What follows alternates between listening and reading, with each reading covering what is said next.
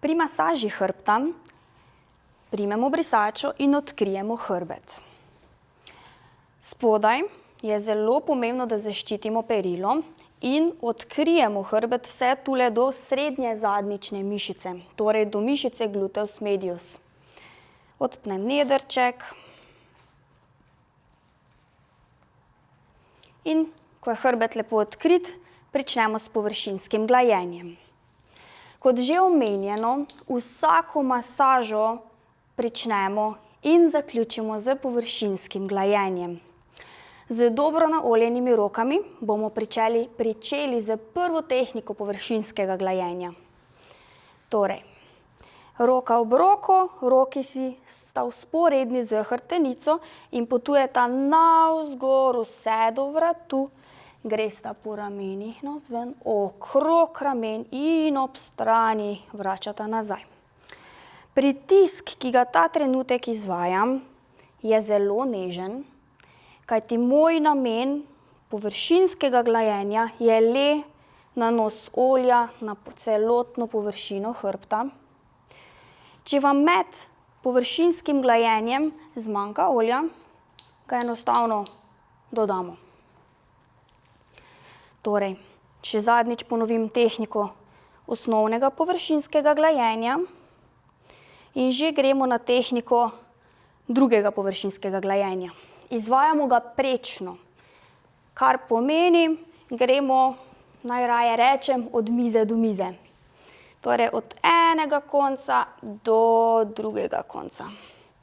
Pritisk je ponovno zelo nežen, moj namen je ponovno le in izključno nanos olja in sprostitev. To ponovimo parkrat. Če želite določeno tehniko ponavljati večkrat, vam svetujem, da video ustavite in potem med tem vadite omenjeno tehniko.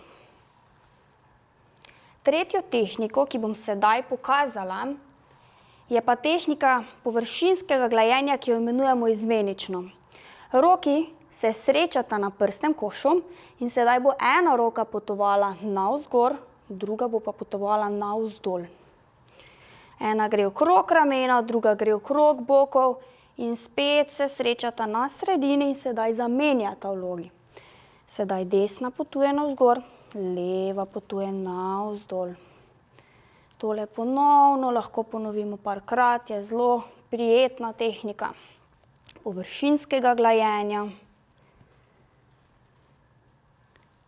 Spet izvajam zelo nežno. Četrta tehnika, smo že pri četrti tehniki, bomo pa izvajali iz glave navzdol proti medenici. Roki se bosta tokrat postavili vzporedno z hrbtenico in bomo šli spet z blagim pritiskom navzdol do medenice in ob strani tokrat vrnemo nazaj navzgor. Za boljšo izvedbo te tehnike predlagam, da stopite na rob mize, zato da se samo naše telo ne bo kakorkoli naslanjalo na osebo, ki jo masiramo. Tehniko ponovno lahko ponovim in nežno vrnemo nazaj. Kot ste opazili pri vseh tehnikah površinskega glajenja in pa na splošno pri klasični masaži, je zelo pomembno, da gibe izvajamo počasi in umirjeno.